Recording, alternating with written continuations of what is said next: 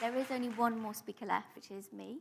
So I'm not going to introduce myself, but I do want to share with you why I'm here. So, okay, I'm overcoming self-limiting beliefs by stood up on this stage with you. But also, I'm absolutely passionate about the empowerment of women, and it is definitely something that has shaped my career and my life.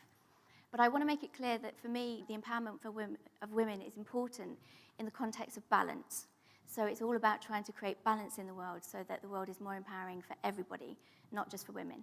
And I know that we need to create that tipping point of change first. My talk today is about future-proof, and it's about the importance of gender balance.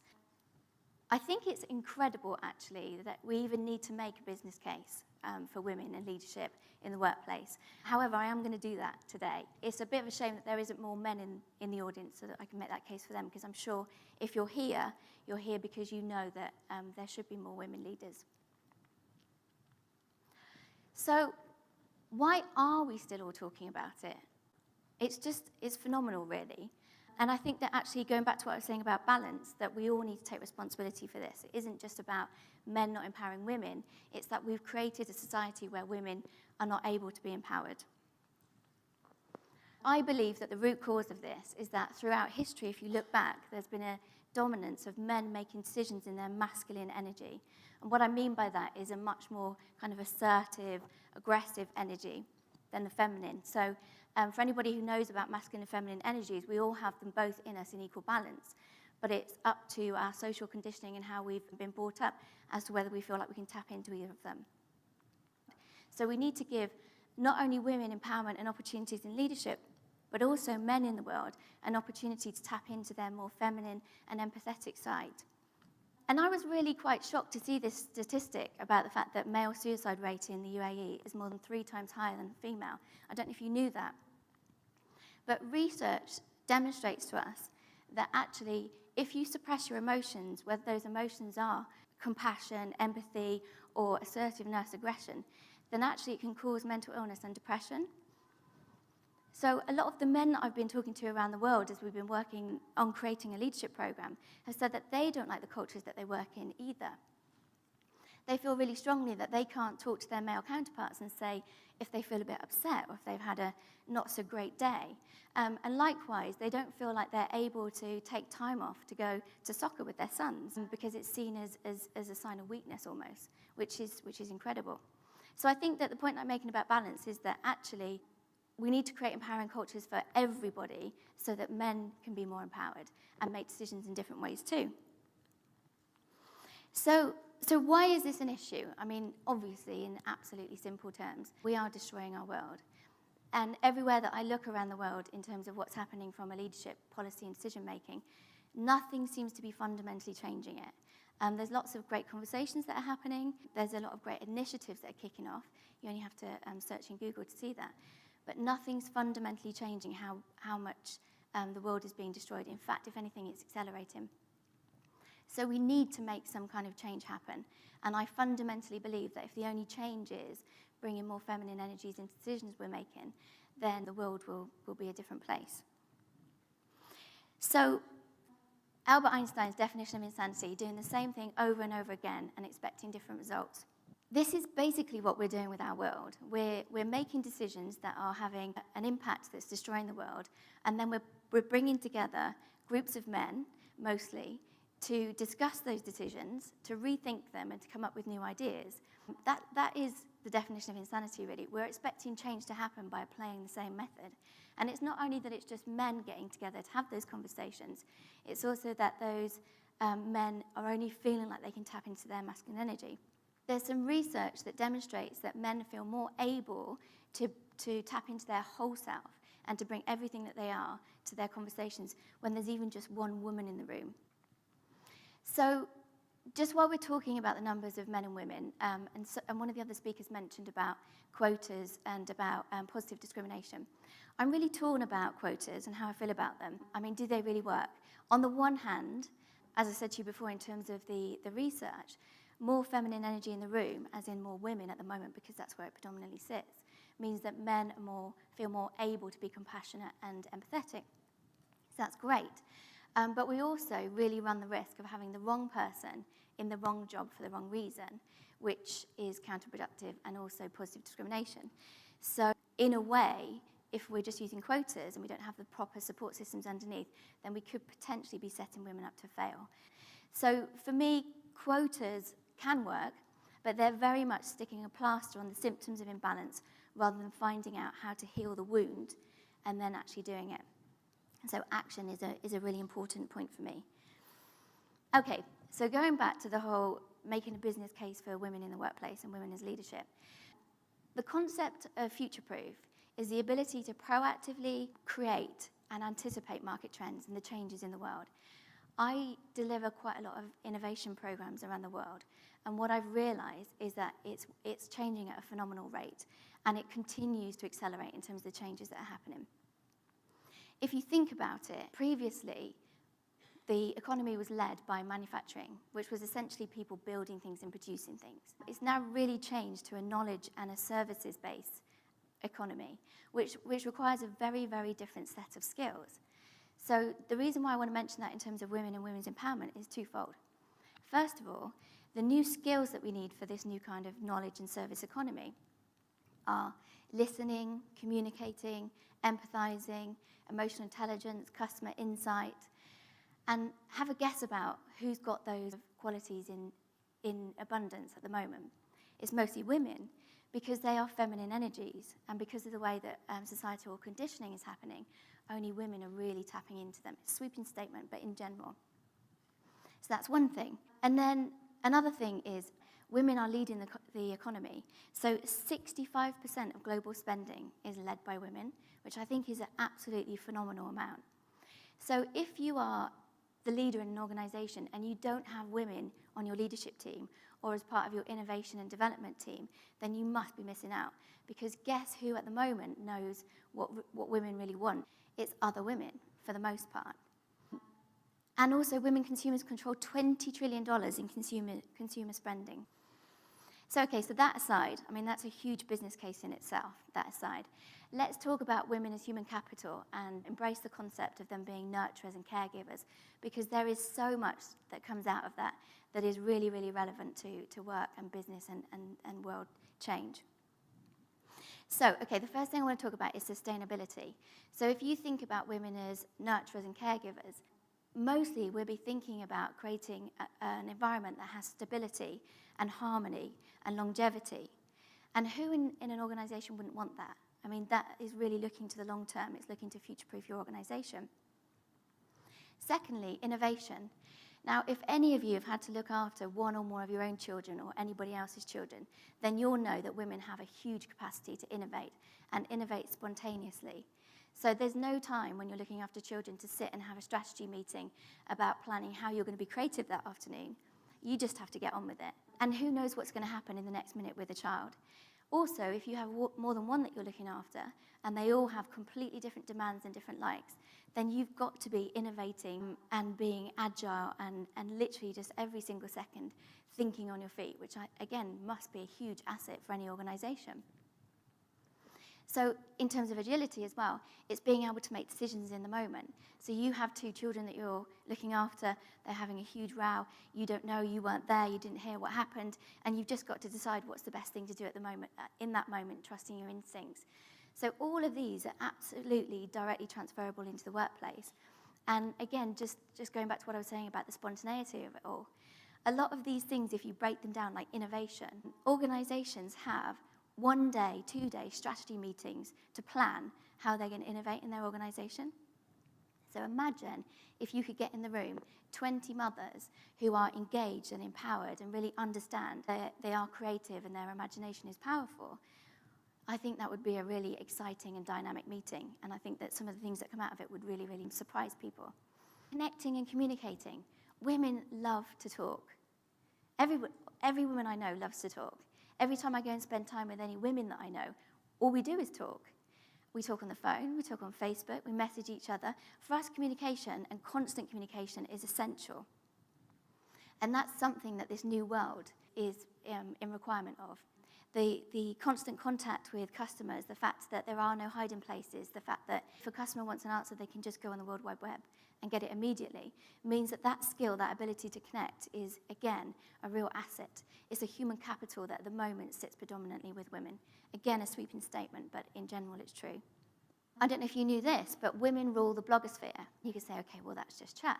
Actually, it's not. So Ariana Huffington, who created the Huffington Post, she is now seen as somebody who is a world leader. And what she says matters. People really listen across all industries. And, you know, she's now got this absolutely amazing organization, and she's not the only one. There's literally thousands of women out there who are making a lot of money by talking about the things that they're interested in, which is very interesting. So it's not just the feminine energies that women can tap into in terms of making this business case for women in leadership and the workplace. We also have the ability to tap into more masculine energy when we really need to. So if you think about Gadir's story and how she courageously came through what was a real ordeal and did it with courage and saw it as something really positive, then that demonstrates where the strength can come from when it really matters.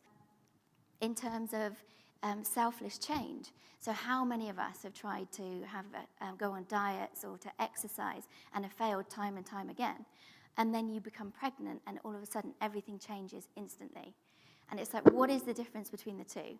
And it's the absolute belief and knowledge that you need to change. So we have that strength and we have that ability within us. And just to reiterate in terms of that, for me, again, it's about balance. So men and women equally have these abilities in terms of being able to tap into them, being able to be communicators, etc. It's the social conditioning that defines how much we're able to do that. And again, I think this makes a great case not just for women in the workplace, but for encouraging men to do more caregiving, which I'm sure lots of you out there would be glad of. So I think it's really important that we work together to create cultures that are empowering for everybody, where breadwinning and caregiving are equally acceptable to both genders, and they're not seen as something that's the caregiving, for example, just for the women. Okay, so how do we do it? So here's some ideas from me in terms of what we can do to go away from today and take away with us. So in terms of individuals, I truly believe that we are all agents of change, and it's so easy to sit back and say, what can I do, little old me? You know, how can I make a difference? And going back to what Jill was saying when she was doing her presentation about constantly pushing herself forwards and constantly having the sweaty palms, you know, at the moment, I'm saying yes to everything, including things like this, which, you know, are a stretch. But for me, it's because I am definitely really passionate about empowering women, and I want to demonstrate that we can do it. We can all do it ourselves as well as asking other people to. So we're all individual agents of change is the main message. Within that, educate and inspire your children without being gender specific. So if you think about it, anyone that has children out there, you are the primary educators of that child. Whatever you think about the empowerment of women starts with you in your home and how you behave with your children. There's an amazing brain study that was made last year, which was basically looking into how men and women's brains work differently. So it demonstrated that when men think, they think from left to right, I think it was, and women from backwards and forwards. So they were starkly different, but complementary. What was really interesting about that brain study for me is that up until the age of 14 years old, when they measured boys and girls, there was absolutely no difference. So the way that boys and girls thought up until the age of 14 was exactly the same. Now that's really interesting, and it usually sparks the nature-nurture debate. So are we talking about what's happened in the home, or has it actually been because the children have gone through puberty? Well, actually now there is an answer to that. So I don't know if any of you have heard of the concept of epigenetics, but it's the concept that we're all made up of genes, but we have the ability to switch that gene on or off based on the chemicals that we release within us. So the important thing isn't the gene, it's how we utilize that gene. So again, as primary caregivers, we have more influence over our children than we think we do. We can actually influence them to switch on or off genes to enable them to feel like they can tap into masculine and feminine, for example. Again, as an individual, release fears and self-limiting beliefs. Keep pushing yourself and stand up and do the things that you think that other people should be doing to be empowered. If you think you may be a role model, then you probably are. So step up and be a role model for other women. Put your hand up and turn up. So I mention this because, again, a lot of us sit back and talk and we think that would be a great idea. I think we should do that. We feel really passionately about it. If you feel passionately about something, do something about it. Don't just sit there and talk about it or expect other people to do it. Because that one thing that you do, if we are all at the center of our own ecosystem, and if we change, then everything around us changes, then who knows what that change that you do might do in terms of affecting everybody else around you. So in terms of organizations, I would really, really urge organizations to not go straight to the symptoms of gender inequality, which are things like equal pay. I mean, really, really important issues and things that do need to be addressed. But actually, if they go straight to the root cause, which is there are not enough women empowered in the organization, if they bring women into the discussions about policies and procedures and paternity pay, etc., then actually it won't even be an issue, because women being involved in the conversation will make change happen. I recommend to start with quotas, even though I'm a little bit torn about them, because I do strongly feel like we need to create that tipping point at the moment in terms of creating ability for men to tap into their feminine energy by having women around. And the same goes the other way.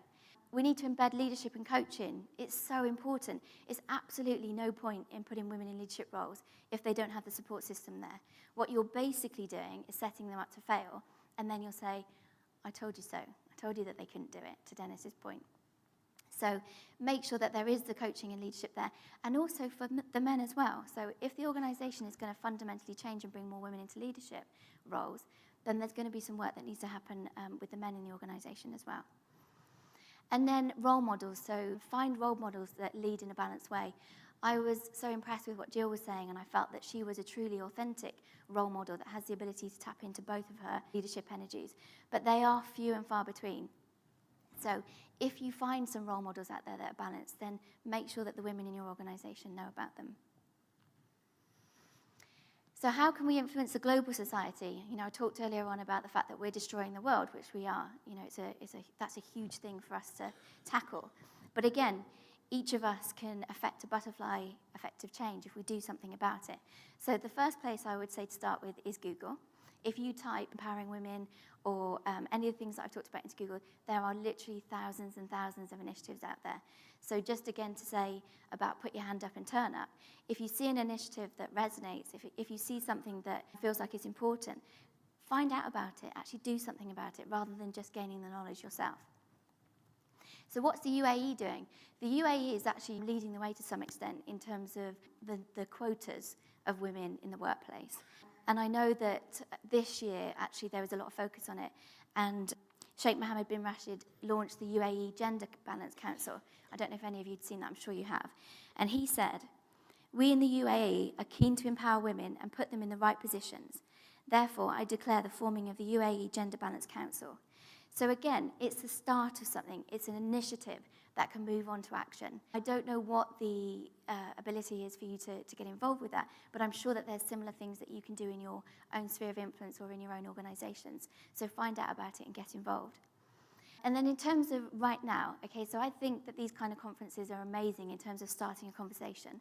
But the magic for me really happens when we leave, when we take away everything that we've learned, we take away the emotion and the passion that we've galvanized in the room, and we do something about it. So I'm going to invite you to do something straight away today, and there'll be these cards waiting for you when you leave the room. And that is to actually sit for a moment and think about what you've learned from today and what you're actually going to take away in terms of an idea or an innovation or something you're specifically going to do differently. And what we're going to do is for everybody who writes down their idea or their innovation, and don't forget to put your details on it so we know to contact you, we're going to enter you into a draw for a free place on a Women's Leadership Global Programme, which is starting in Dubai in May. So it's well worth just taking a moment to write that down. And as I say, don't forget to put your contact details on it so that we can get back to you.